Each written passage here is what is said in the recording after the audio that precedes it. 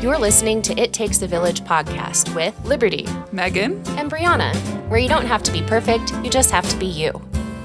Hello, everyone. Thank you so much for joining us for today's episode, our interview with Katie Thomas, Advocacy Director at Project Hope of Gunnison Valley. Today, I'll be interviewing Katie, but I did want to hop on here and issue a quick trigger warning. We will be diving into topics like violence, domestic abuse, and stalking. Project Hope of the Gunnison Valley is available to victims of all of those crimes. And today, we'll dive into recognizing the signs of abuse, how to support a friend in this scenario, and exactly what it looks like to walk through the doors of Project Hope when you need some help. If this content is too triggering for you, please, we ask that you skip this episode, and we'll see you in the next one. Thank you so much for joining us, and without further ado, our interview with Katie. Welcome to It Takes a Village podcast. This is Brianna, and I want to welcome you to today's episode. We are interviewing Katie Thomas, Advocacy Director at Project Hope. And I wanted to remind you, our last two interviews, we had Luis from the Grove and lactation specialist Kelsey join us. I want to remind you, if you're listening from a different community, that you can look for those types of resources in your community as well. So your local lactation specialist, or a local motherhood therapy services that focuses on motherhood. So make sure that you're either reaching out and plugging into those resources here in Gunnison, or if you're from another community, looking for those possible resources as a new mom. And with that, I do want to give you an update about Liberty. As you can tell, we are missing Liberty today. She's out sick. Very sad to miss this episode and this interview. She was really looking forward to it, and the one that instigated it. So we're sad to have her gone. She'll be back in our next episode and our next interview. But as far as this one, it'll be just Megan and I and Katie. Megan, take it away. All right.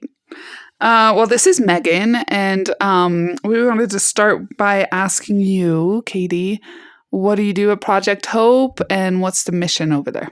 Yeah, well, thank you for having me. I'm super honored to be here. We're so glad to have you. Thank you so much for taking time out of your day. Yeah, it's great to be able to spread awareness in a different medium, so I appreciate it. Yeah. My name is Katie. I am the Advocacy Director at Project Hope.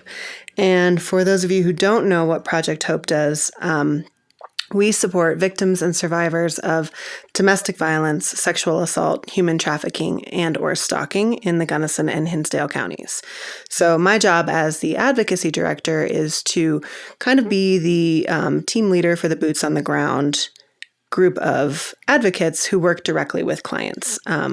We will do intakes. We staff our 24/7 crisis line. We connect our clients with our community resources, counseling, food pantry, basically you name it. We try to think it and get our clients to the resources they need. Wonderful and difficult, I can imagine. Sometimes, yes. Mm-hmm. So what inspired the creation of Project Hope? Back in the 80s, somebody donated their house in Crested Butte for a battered women's shelter. And I guess at the time it must have been needed. It was a godsend when they had it, but they quickly realized that sort of model of having a house in a very tiny town that everybody knew where the house was wasn't going to be an ideal situation. So that was sort of the start of it. It was called Jubilee House at the time. And then over the years, it's morphed and gone through so many changes, partnered with different organizations and merged into Project Hope, which we have today.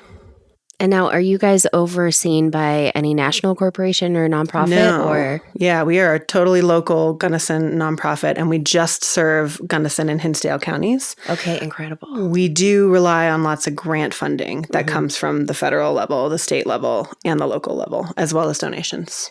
So just going along with that, you mentioned the Hinsdale and Gunnison County. How many of you are there working there? And where's is your main office out of Gunnison? Yep. So our main office is located in Gunnison. We have a staff of 6, 5 of which are part-time, myself included. I'm technically part-time. Yes. Everybody is trained as an advocate, but we have 3 of those staff that are solely dedicated to working with the clients. We have our executive director, we have a director of operations, office manager, and then we have someone who does all of our outreach and fundraising. Wow. Yes. Okay. That's So incredible. And your one full-time employee is Our executive director. So then so if a client calls, do you typically go out to them or do they have to come to you or how does that work? So if they're already a client, they know where the office is. We see what's going on. If they call, ask them to come into the office if they need to.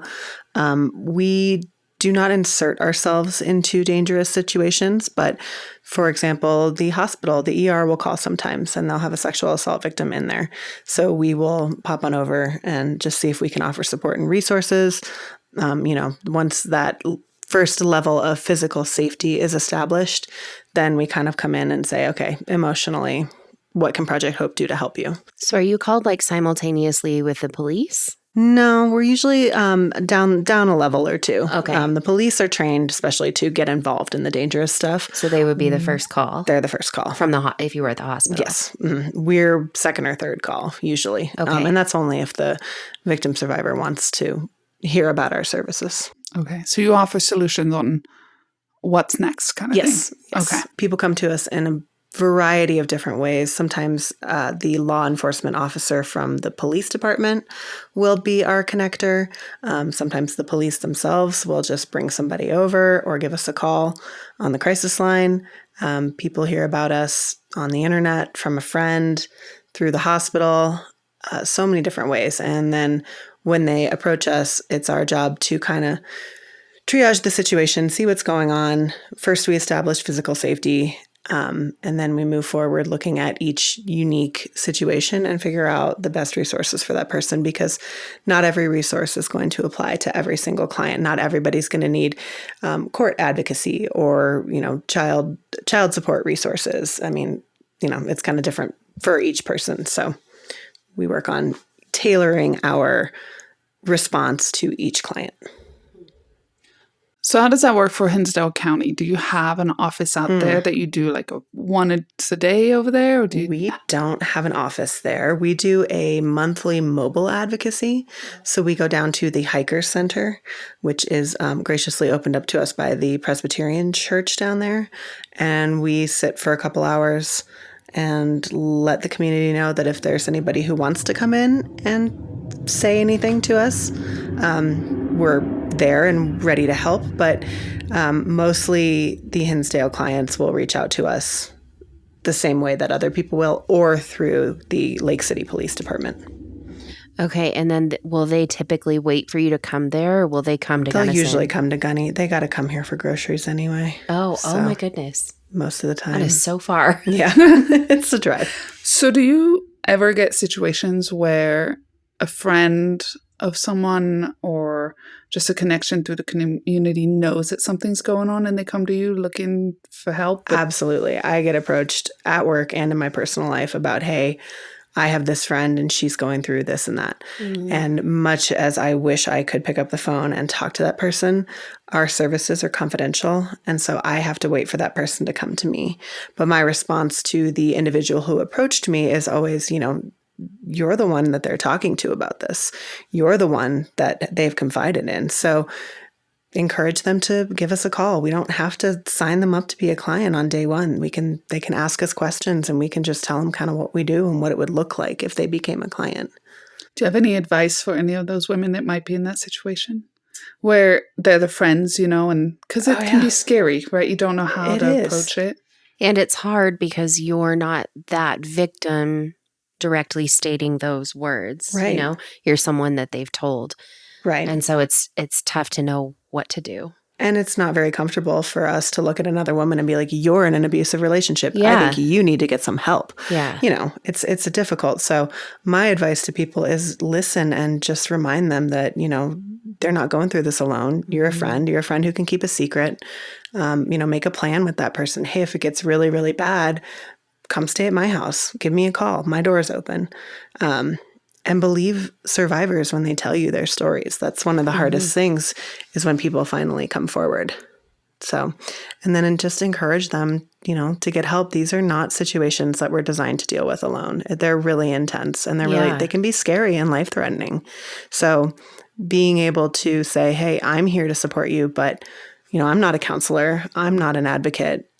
we do have resources like this in the Valley. And a lot of people get scared that they're going to find out that their partner's going to find out that they are at Project Hope. And we take confidentiality very, very seriously, almost to HIPAA levels. Because it's so, the community because it's so small. Yeah. So we go above and beyond to protect our clients. And that usually reassures people a lot. Like, hey, if you come and ask us for help, we're going to do everything in our power not to put you in any more danger than you're already in.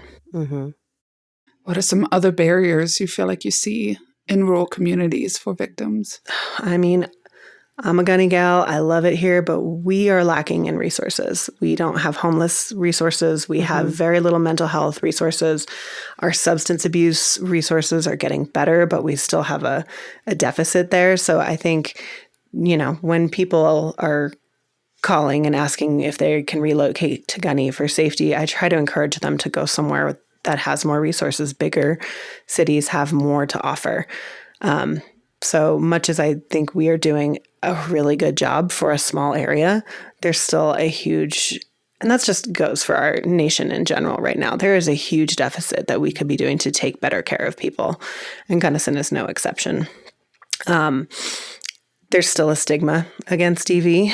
There's still this typical picture of a female being beaten physically by a male. And that is not always the case. It's people that you don't expect. It's women who are being abusive partners towards their husbands. It's same-sex couples. It's not just physical. It's verbal. It's emotional. It's financial. It's spiritual.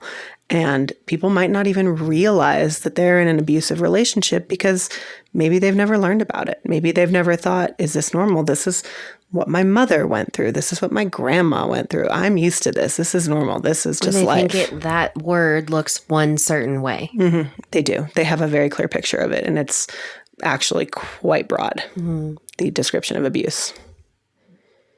That's interesting. Yeah. It's what you know. Right. Yeah. And if you've never known anything else, how are you supposed to? So you're trained to see those different scenarios or recognize those different signs? Yeah. Like, how would you talk to a woman who is like, well, it's not physical abuse and I'm not really sure if I'm being treated badly? Like, whose idea of abuse is just strictly only So then I'll domestic? start asking a lot of questions and I'll just be like, does he ever talk down to you? Does he call you names in front of other people? What does he break things around you? Does he punch holes in the walls when he gets mad? Does he kick the cat? Does he take it out on your child? Does he control how you spend your money? Do you have to justify that new pair of shoes or that McDonald's dinner? Do you have to show him your bank statements? What about spiritually? Are you allowed to, say go to church if he's not religious or vice versa? You're looking for their autonomy, really. It's, the main thing about abuse is it's control. It's manipulation and control. So you're looking for these patterns to see if there is some sort of assertion of control on a person. Sure. And then again, I'm not a counselor, so I'm not certified to deal with this, but I'm looking to spot it. I'm looking for the red flags. Yeah. Like the person on the phone for 911, figuring out what this person needs and where to put them. Yeah, exactly. So majority of time, do you feel like the abuser knows they're doing it? Or do you feel like sometimes there's scenarios where they don't even know that they're doing that because it's what their dad did or what their mom did or whatever, such or a their good question. grandparent or... Not to get too heady about it, but I think it's so ingrained in our society. I think it's so ingrained in the patriarchy of how men have just always controlled and treated women that I would venture a guess that most men who are doing this don't classify it as abuse. They don't think of themselves as an abuser or as a perpetrator of domestic violence, because they have that same stigma in their head where they're like, well, I never hit her. Yeah, exactly. So they're probably justifying it just the same way that she is. And that's because this is centuries of learned behavior on how men are supposed to act and how women are supposed to act. Really only in the last, 80 80 years or so have we started to kind of flip this whole thing on its head. Feminism. Supposed to. Yeah. And like, how are we supposed to behave towards our husbands, and what kind of control do they actually have over us? And, you know, in the 70s, you could finally have your own bank account.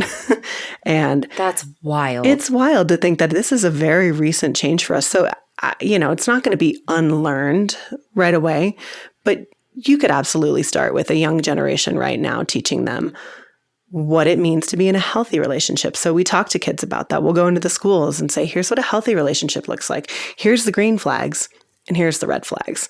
And so that's another thing that you can do as a person who is, if you know you're in a good relationship, I mean, let's face it, we're all human. I fight with my husband all the time. We come to the table, we resolve it, we figure it out. But I know that my marriage is solid and I know there's no abuse going on there. So as a person who is in that, if a friend comes to me and says, this is going on in my marriage, I can say, you know, that's not okay. He shouldn't treat you like that. He shouldn't talk to you like that. That's abusive. And so that's another thing that a lot of people, a lot of women may feel like they don't have a leg to stand on if they've never been in an abusive relationship. Yeah. That's actually a great leg to stand on, to be able to say, I'm in a really healthy relationship, and this is what a healthy relationship looks like. That one looks a little toxic. That one looks a little abusive. And then when you're that friend, to bring it back to that question, to spot that in a friend, and I know that it takes a certain amount of times to leave an abusive partner, that can get really tricky in friendships where you feel like you're the only person being confided in and they're still going back. And maybe you've not touched any kind of experience with this, and so you don't understand why they keep going back. How do you continue to be supportive through all of that? I think a good thing to remember, and I think it's like 8 to 11 times that it takes a woman to actually get out of that situation, or any person to get out of a situation. Which must be such a difficult cycle. Right. And if you think about it from their perspective, they're going to go from dual income to single income, and eggs are going to be that much more expensive. And there's children involved. There's going to be a custody battle involved, and he's going to get a lawyer, so I'm going to have to get a lawyer. There's a lot of things. You know, people will just stick it out until the kids go to college and then be like, all right, now we can finally get divorced. And even then, it doesn't always happen. So to be that friend is a huge challenge. To be a sister in that relationship is to watch someone that you love going through just a horrible time. And I think the best thing you can do is just remind them that you're there, and remind them, hey, if this ever gets to be too much, let's have an exit plan. You know, let's plan for something. That's a good idea. You call me, you text me this phrase or this emotion, emoji, whatever. I'm there. I'm going to come help you. Or my spare bedroom is yours. So I think just continuing to be there and be supportive, because here's another crazy statistic. 70% of all homicides from an intimate partner occur after the partner has left the relationship. Holy cow. Because the abuser feels like he's got nothing left to lose at that point. And it's about control. So she's finally gotten away. Oh, holy so cow. He feels like that is the time where he has got nothing left to lose. And so reminding friends, I'm going to be there for you when you choose to make this choice. That's got to be the hardest choice you're ever going to make. It's terrifying. On so many levels, emotionally, spiritually, and logistically, which can't be overlooked. And so, and that's when, you know, you can just say, we're going to call Project Hope. If it's okay with you, we're going to do that.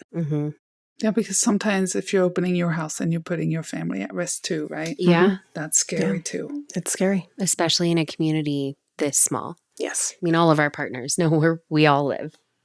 Yeah.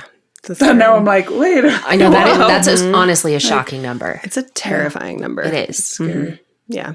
Yeah. And that's where Project Hope comes in. We are confidential. Our shelter locations are confidential. We work with clients to make sure that they know that they can call the police if they need to. I know nobody wants to get the cops involved. It can save your life. But it's not a have to if they come to you with us, no. Which is important. And we did want to hit on this point. Yes. That you are safe from ICE. This organization will not call ice. We do not even ask about documentation status. Yeah. We don't keep a record of it. And frankly, I don't care. Yep. If you are in a DV relationship, whether you're here in the country legally or not, has no bearing on whether or not you need help, whether or not you deserve to feel safe. That's and right. I think Human rights. everyone deserves to It's feel human safe. rights. 100%. So if you're in the area and you need help, you can reach out can reach out. regardless. Absolutely. Wonderful. Thanks. So something I was thinking about while you were talking about how it feels like it's such a fine line, right? Because if men don't even know it's abuse, and sometimes it's just like how they choose to win a dispute, right? It could just be like a general fight, and that's where they go. They don't know anything better, and then you try to resolve it. I feel like sometimes there's a lot of like, I don't think it's that they don't want to change. Our partners in general, right, do want to change for the marriage. They want the marriage to work, and they're not, like, they just don't even realize it's abuse. Have you ever seen a situation where a woman has tried to communicate better with their partner and then it's finally gotten through, or where they've gotten so defensive and they feel like it almost hits them like shock that that is abuse, and then it makes them feel like terrible people? Like, I don't know. I feel like that's got to happen sometimes. Yeah, like, are you able to raise that flag with a partner and see them successfully turn the behavior around? Yeah. I think it's possible. And I have clients who, they don't ever end up leaving their abuser, and we close their case because they don't need it anymore. I don't know. My hope is that it works out. My hope is always that it works out. I believe in the power of counseling. I believe that you can change. I think there's some great programs out there online that are sort of remedial for men who are abusers. A lot of times it's like a court-ordered thing at that point. But if you have a partner who is receptive to that idea of, maybe I'm a product of the patriarchy. Maybe I'm a product of my father and my grandfather who did this all the time, and it's just the only thing I know. Maybe I do want to do that self-work. I think gosh, if we had more men who would do that, that would be ideal. Amazing. Yeah. I know. I feel like there is a tendency in society that women do a lot of self-work. We are constantly trying to grow. And I think men are taught from a very young age that that's weakness. Oh, yeah. And self-reflection is woo-woo or whatever. And it's not the case. And so do you know of any organizations where they offer that for men? Because I don't think Gunnison has anything like that. The ones I have found are all online, and they're virtual. And there is a Gunnison men's group that I stumbled upon online, and they might have some more to say about it. It's definitely something that's been on our radar a little bit. So if anybody wants to do anything with men's groups in the Valley, you can reach out to Project Hope, because I think we could, have a breakfast for men and talk about what does abuse look like, and how do we, it stops with the good men how do you talk to your buddies about it when you see it? Same thing as sexual assault and misogyny. How do we say, hey, I'm not really up for this locker room talk? And we start teaching our boys that at a young age. We start teaching our young men in college, you don't have to follow this trajectory. There's other options. As wives even, we can talk to our husbands about the power of self-reflection, and about, I had a moment with my husband the other day where I just said, hey, it's okay that we start teaching our parents things in our adult age. That's okay. We're learning lessons that they never had to learn. It's hard. Okay for us to educate them. Maybe they're not receptive, but it's good for you to say, hey, you know what, Mom, I don't have to talk to you like that anymore, or whatever. So, I think just as humans, if we can all be a little bit more receptive to these ideas that bettering ourselves is never going to hurt anyone. Yeah. Well, and information is power, right? So when I know better, I do better. Right. Putting it out there is better than keeping it in, right? I mean, you mentioned trying to teach your parents something new. That's huge, because a lot of us maybe feel, well, I don't want to talk right now. I don't want to put that out there right now. I don't want to ruffle some feathers. I don't want to upset people. But sometimes that's better than not saying anything at all. And just letting those systems continue. Right. Yeah. And I think we are kind of generationally in an era of recognizing that, and we're all reckoning with how to deal with that with the generation above us, with the generation we're going to raise. trying to break those cycles. Try to break the cycles. Yeah, out I loud. think it's important. And, I think the way that our society seems positioned right now, there's a lot of people searching for better, searching for different. And I think this breaking away from what, every generation wants to break away and do the opposite of what their parents did. Also, and then we all end up like our parents. But to encourage that generation to say, let's make sexual assault a thing of the past. Let's make domestic violence a thing of the past. It takes a whole, society to want to do that. I don't expect to see it in my lifetime. I would hope to see it in a couple generations from now, that, maybe we're in a matriarchy and we don't have to treat women the way that we have been for years. But, we can start small. We can start local. Matriarchy would go well. I really do. I think so too.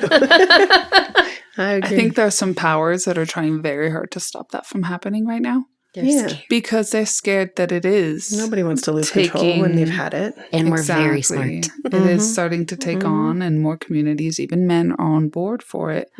And there is this sudden surge the other way to try to keep control. Oh, yeah. They try and keep it, yes. Yeah. They tend to see that in these situations of change. Right. So it's scary. We're in a weird time right now. We sure are in a weird time right now. We're in a weird time. Yeah. What are some more other organizations you work with in the community? You'd mentioned you work with the hospital, so they will call you sometimes. I'm sure you work with the police station, maybe the sheriff's office. But what are some other organizations that can call? I guess anybody can, but. Yeah. So 2 points to that. We have a local SART team, which is a sexual assault response team. And then the other acronym is the DVERT, Domestic Violence Response Team. And is that kind of like an emergency response? It's actually a group of people in Gunnison. So we have law enforcement on there. We have the hospital on there. We have Western on there. Probation from the courts. We have the schools, juvenile services, local law enforcement. I think I said them. But it's an organization that comes together and we talk about cases that we've all had in the past and how we can better handle it. And then we talk about cases in the future or ongoing things that how can we connect, this person to these resources? What do they need? So that's a kind of a group in Gunnison that I think is really valuable. We meet once a month and talk through scenarios. We've done little fundraisers or awareness events as a SART DVERT team. And I think that's so cool. And so that's one kind of way that the community works together to combat these issues with the variety of people who are going to see it. The other type of resources that we use, like, food pantry. I can't tell you enough how much I love our local food pantry. Agreed. And we send everybody there. I go there. It's just, amazing that you can go to a place and get food in a time when you need. And they just keep growing and helping more. And Yeah. We work with the rec center sometimes if people are in sort of an in-between place and they might just need to go, get a rec pass for the kids for a couple of weeks so that you can take them to the pool and they don't have to really understand what's going on with mom and dad. Or if you are in between housing situations and you might need to go take a shower, that's a great opportunity as well. So those, we work with the churches a lot. They, help us sometimes with housing people if we need to in an emergency situation. So we try to plug our local resources as much as we can. And I think that's really beneficial that our whole community gets to feel like they're helping. And exactly. Working together to solve these problems. Do you find housing to be difficult? It is the most difficult challenge I face daily. Yeah. Because I worked at a church for a long time at the Congregational Church, and I was their front desk person. So I was encountering these people first and getting the pastor. And we could help them with so many things with the food pantry, sending them to you. But securing just like one night of housing for them was so difficult. It's so hard. Like I said, I love my community, but I'm not stoked on our housing shortage right now. I know it's not just a Gunnison Valley problem. It's a much greater problem. But there are so many people who want to leave and can't. Yeah. Because they can't find a place, and they can't find a place that they can afford on their own. Or they don't have transportation to go to Montrose. Mm-hmm. Yeah. So housing is a huge issue here. It is quite challenging. Mm-hmm. Do you get help from local hotels that would help? We do. We shelter people in local hotels. We have a couple partnerships with a few establishments who are just wonderful and so helpful. Because, it's kind of scary to house someone on your property knowing that they might be I was going going to say, through is that this. something that people could offer? In terms of confidentiality, it's probably not going to be a safe setup either. But, if I had my dream, we would raise $10 million and build like an actual shelter here. Well, then there you go. So let's raise $10 million. If anyone's got shelter. anyone, that would be my ideal. Do you see community members maybe donating properties? We have talked about that in the past. It's still kind of a working thing. We have a couple of transitional housing units that we are able to use. But again, it's a small town and keeping confidentiality is hard. And so putting someone in a situation that may end up being unsafe for them would be a huge issue. Or if people have Airbnbs or Verbos that they don't really need, maybe they can offer it to Project Hope instead. Yeah, or if you don't need your Airbnb, just rent it out. Rent it to some locals. Please. Rent it out at an affordable price. Yeah, that's really, if we could just... Because I think that is such a huge problem in this valley as well. Yeah, I think that's contributing for sure. You'd mentioned the rec center helps with maybe taking kids out of the situation for a little while, right? While the parents work through some things. The rec center, we work with them to get passes so that the parents can maybe take them over. So something to do. Yeah, just as a thing to do. Have you seen community members maybe volunteer to help take the kids places or get them out of the house? A mom group would be so cool. Just we don't facilitate anything like that, but I encourage friends. I'm like, who are your mom friends? I mean, maybe they're not even friends, but can we all kind of come together and agree that childcare is a huge issue in this valley? Also, it's really hard. So maybe getting together with the moms that got kids your age and saying, okay, I'm on Mondays, so-and-so's on Tuesdays, you're on Wednesdays. Maybe that way everybody gets a day where they're like, okay, this is either a day to work, get some money, or it's a day to go to the courthouse, file the divorce papers, speak with the law enforcement, get the police report, do all the and you have unfun a small things. Group of trusted friends. Yeah. I mean, I would encourage women to do that regardless, because we have to build our communities up. We have to take advantage of each other when we are in situations where, like I said, our valley is lacking in that resource through no fault of our own. It's a hard resource here. Because I imagine there are some women ready to take the next step, but then they're afraid to take it because, well, that means I do have to go to the courthouse, right? It does mean I have to call the police. I have to go do all this. And I don't want to expose my kids to that. Right. I don't know what to do. I don't want to leave my kids home with the abuser. Right. Right. And so that's because a mom's priority will always be her kids first, even if it's detrimental to her to just stay longer. Right. Right. It's very sad. I'm curious, too, if there's any statistics around abuse getting worse when a couple becomes a family when they have a child. Do patterns get more locked in, more dangerous? That I'm not 100% sure on. I do know that when women are pregnant, they are more predisposed to violence. They're more likely to experience violence, whether that's from strangers or from their partner. And I can't imagine, bringing a child into the home is going to add stress. So if you already have an abusive situation, I'm sure that having that one stressor that's making mom more stressed and making dad more stressed could be a factor in making the whole situation a little more volatile. Yeah, for sure. And I would imagine, at least as a young mom, if you're home with the baby and the husband's going out to work, that like having any resources to reach outside the home could get really difficult. Absolutely. Yeah. which is why we don't mind when parents bring their kids in. We have good. advocates who love to play with kids. We've got some really great toys dating back to the 80s that are really fun to play with. And how long have you been doing this for? I have been at Project Hope for 2.5 years now. How long do people typically last? The burnout rate is about 2 years. Yeah, I was going to say. I'm going to power through, do my best. How did you get into this work?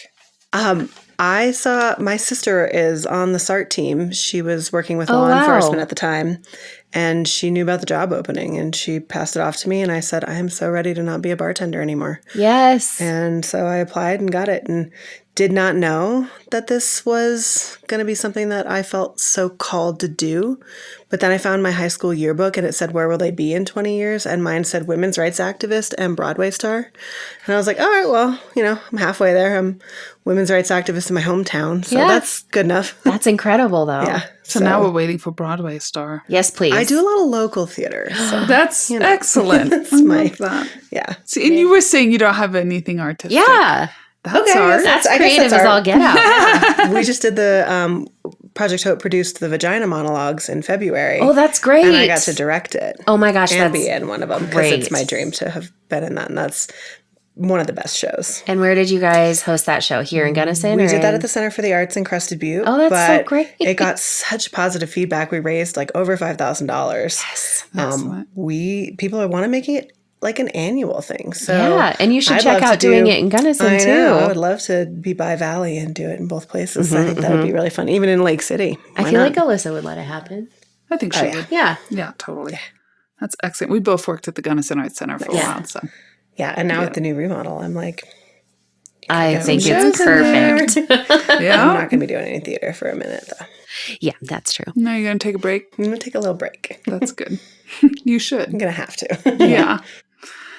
So what would you say to someone listening who may be in a relationship that feels unsafe or harmful, but they're unsure of what to do if they'll even be believed? That's something we do at Project Hope is we believe survivors. So you come in, you tell me your story. I'm not going to question it. I believe you. That's my job. So, I would say I believe you. I would say you don't have to do this alone. There are supports in place for a reason. This is literally one of the hardest decisions you'll ever have to make. Even just coming in the door to say, I'm in an abusive relationship and I need help is so hard. Just getting there. Don't do it alone. Let us help you. This is literally what we do all day. Let us help you. Yeah. And, don't have to do shelter and housing and whatever. You just maybe want to get some counseling so that you can start to process this stuff. Great. So it's Let's not get like you some that first counseling. step means all or nothing. It means whatever you need it to mean. Maybe it's just I send you a weekly email to just check in and see how things are going. Maybe that's it. And that's fine. I'm happy to do that. Yeah. Yeah. So they call. Do you have a lot of people just walk in, or do they typically call the 24/7 support line? Or do they find you online? All of the above. People will pop in off the street and just be like, I knew where to come because we keep our office confidential, but they knew where to go. And Okay. we said, okay, great. What can we do for you? People call the crisis line in crisis. That's going to look a lot different. People find us online. People hear about us from a friend. People call the office and say, can I make an appointment? And we're like, nope, just come in. Door's open. We close at 4. If they call the crisis line, do the police simultaneously get called? No. Okay. So that is a cell phone that we pay for. Okay. We have a 24/7 staff schedule. So if you call that phone, you're going to get a staff advocate or a volunteer advocate, and they're going to triage the situation. And our number one concern is, are you physically safe? Mm-hmm. If you're not, then we need to get you physically safe. So how do we go about that? Again, we don't insert ourselves into the situation. I'm going to encourage you to call the police if it's really dangerous. Okay. But, if you have you got a purse packed and you're ready to go, can you meet me at Walmart? Can you meet me at the sheriff's department? We don't have to go inside. Can you meet me in a well-lit area and I can pick you up and we can figure out what's next? Oh, okay. Have you ever had a situation where you've had to call 911 for them? Yes. Okay. Mm-hmm. Like they've called you first and then Yes. you've had to, okay. Mhm. And I hate when it gets to that point, but if their life is in danger, Absolutely. I'm not going to mess around. Sure. Usually it's with their permission that Okay. we call law enforcement and get law enforcement involved. And then I just kind of wait by the phone for them or law enforcement to reach out again and say, okay, the situation has calmed down now. You can come over and we can utilize you, have you help. Interesting. I know, because I was just thinking, I'm sure there are some times where they get that one phone call in and they're just trying to reach out for help and then they don't know from there. They just feel unsafe. Yeah. We've had codes with clients before, like if they text a certain emoji to the crisis line. A really common one that I've seen online that we have utilized multiple times is you call the crisis line and order a pizza. Yeah, I've actually heard that. And then I'll just, ask a couple random ass questions and then get your address. And then I'm sending law enforcement over to that address. Right, because they can continue on as though they're ordering a pizza and you can ask if they're in danger and they can give you a yes or no. Yeah. So we keep a couple of like track phones at the office with, minute cards, and we'll pass those out to people who are in a really bad situation that may, obstruction of cell phone is actually a crime in the DV realm. So if your partner takes your phone and won't let you use your phone to call for help, that's a crime. That's important to note. Sometimes it's nice to have it one hidden in the car or one hidden at the office, and then you can, reach out that way if you need to. Are you able to provide people with cell phones? We do, yeah. We have a couple at the office. Oh, that's great. You can just hide them away. Yeah, emergency Just can't phone. even imagine in that position. Right. So you'd mentioned you have volunteer first responders to that 24/7 line. How are other ways that people can help support Project Hope? The best thing you can do is really educate yourself on what domestic abuse looks like, and then be there for a friend, because most people are going to tell a friend first. So if you are the privileged friend that gets to be confided in, you'll know to say, I'm with you. This doesn't look like it's normal. This definitely is abuse. Let's go to Project Hope. You're that person who can maybe save their life. We love people who are able to donate. If you're not able to donate your time as a crisis line volunteer, because it's a little bit timely or time consuming, if you want to donate money, that's always great. We're going to lose something like $36,000 in funding. Oh my goodness. For next year. I actually was going to ask. That was going to be one of my questions. Yep. So, from all of the government cuts. From all of the government cuts. And that's just huge. And That's it's not like salary. you had that, amount of money to lose anyway. Yeah. So you can set yourself up as a monthly donor for like $8 a month. And that's like 2 cups of coffee. Like from the website? From to the give website. You a call? You can go to the website. It's hope for the number 4gv.org. And we'll link it in our description too. Fabulous. And you can sign yourself up to become a monthly donor, which is super helpful. If that doesn't seem feasible for you in the time, if you're at City Market and you're like, I'm just going to buy like 3 $25 gift cards to City Market and drop them off at Project Hope. That's such a good idea. That's great, because then we can give people $25. Here, you need gas, you need some groceries. Here's that. If you want to buy Straight Talk cards so that we can fund those phones that we have so they can keep using them if they need to, that's a great way to share resources as well. Do you have anyone like helping pay for a cell phone even? You could, if you wanted to donate a track phone and a Straight Talk card, absolutely. That would be amazing. Nice. Yeah. And you had mentioned previously, too, that you could help out and man tables at events that you guys do. Sure can. We go to farmers markets. We go to Alpenglow and Music on the Mountain and the Music in the Park. And I know we saw you at the Pride event. We were at the Pride event. So, yeah, if this work speaks to you in any way, you can reach out. There's a volunteer form on the website, and you can fill that out and see how best you might be able to help with your time at Project Hope. Fantastic. And do you do fundraisers? We do one big fundraiser every year. We just had it last Thursday. Yes, it was wildly successful. Yes. Probably one of our best events. Yes. We more than doubled the amount we were trying to raise. That's fantastic. Amazing. Our community really showed up, and that is always such a humbling experience when, you realize how many people truly have your back. So It is. that is a good one. Stay tuned for next year. It'll be end of August sometime. And if you haven't been, it's a really good event. Can you explain it a little bit? Because Yes, it really is sweet. We do like a ladies style luncheon, but obviously we love it. The more guys that come, the better. Yeah. But, buy a sponsorship, get a bunch of girls together and get a table. We have a little program. We did a paddle race this year, which was just a lot of fun. There was a game that we played at the end where you could win a Yeti cooler full of outdoor fun gear. Oh, that's a great idea. Great idea for this valley. Yes. And so, yeah, it's a fun cause to go to. It's not a gala where you're required to get real dressed up, and we don't go heavy overboard on the partying and alcohol. It's a 2.5-hour event in the middle of the day where you get to show up and support your local DV organization. Yeah. So local organizations can donate to the auction. If we don't have a tangible auction, really, but, local organizations can absolutely sponsor. So if they wanted to sponsor a table or sponsor, a couple seats at a table, we would love that. Fantastic. If people have experience planning galas or fundraisers and Yeah. auctions, they Right. can help They plan could be it. on the host committee for sure. We'd love to get more gunny people on the host committee too. We have a very strong, powerful representation in Crested Butte. Okay. And we'd like to expand that and to Lake City too. Yeah. Get people on the host committee, get the word out, get more sponsorships in, get that dollar amount up every year. I think we can do it.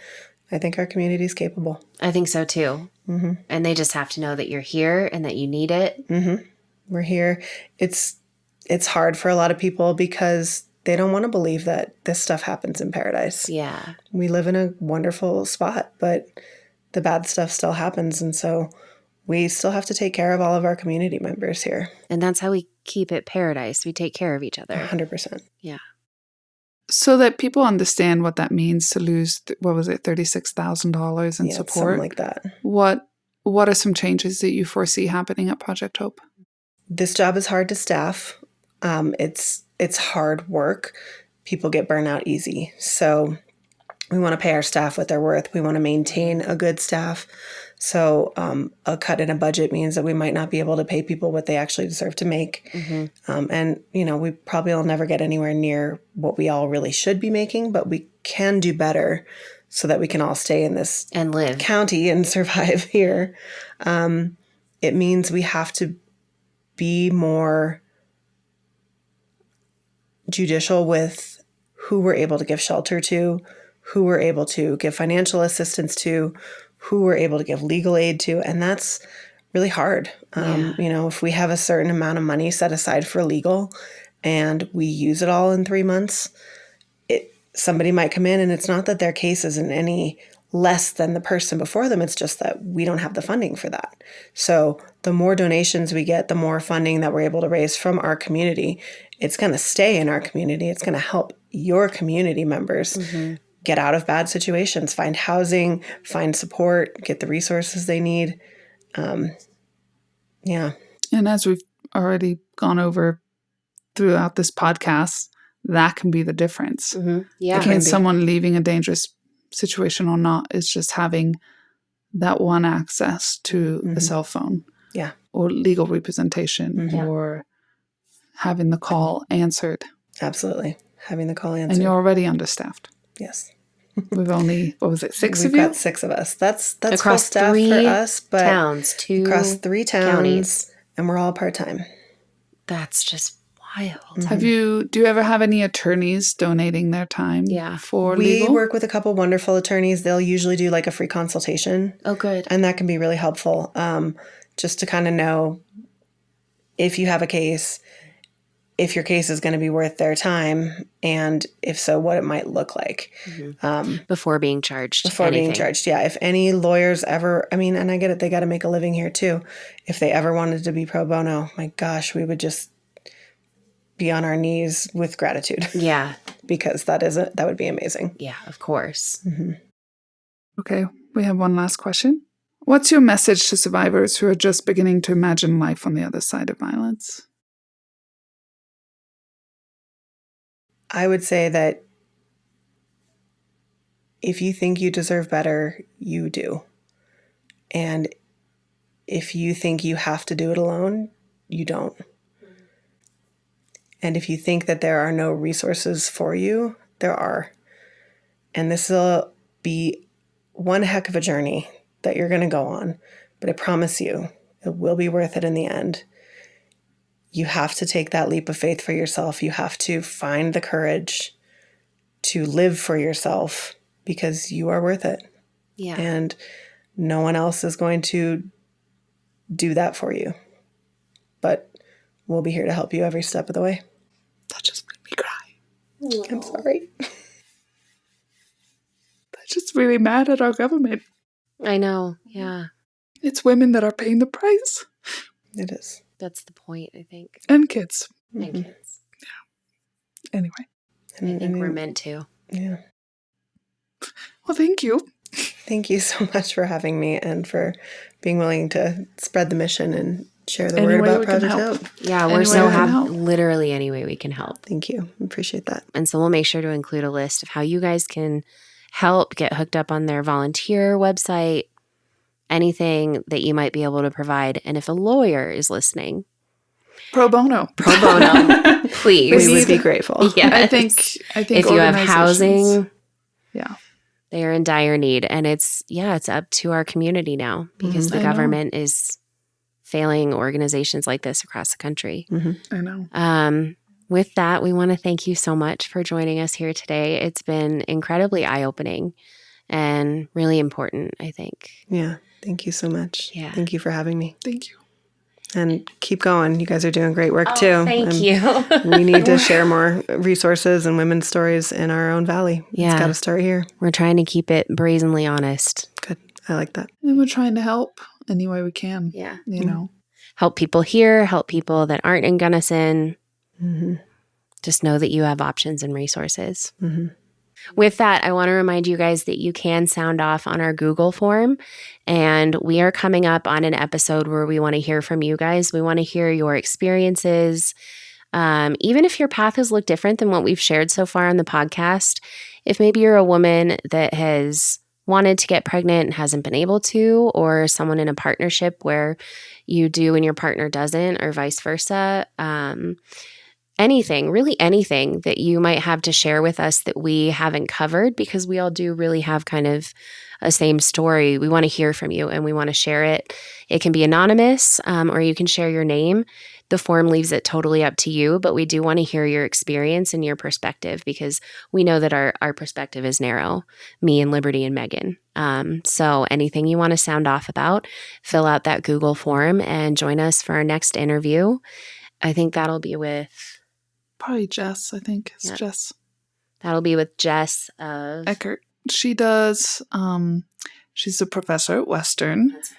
And she's studying different impacts of like childcare in rural communities, maternal infant care in rural communities, or the lack thereof.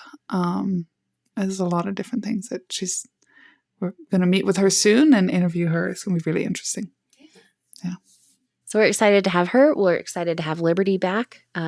All the best wishes. I hope she gets better soon. And remember, you don't have to be perfect. You just have to be you. Thank you, guys. Thank you. Woohoo! Nicely done. We did it! Yay.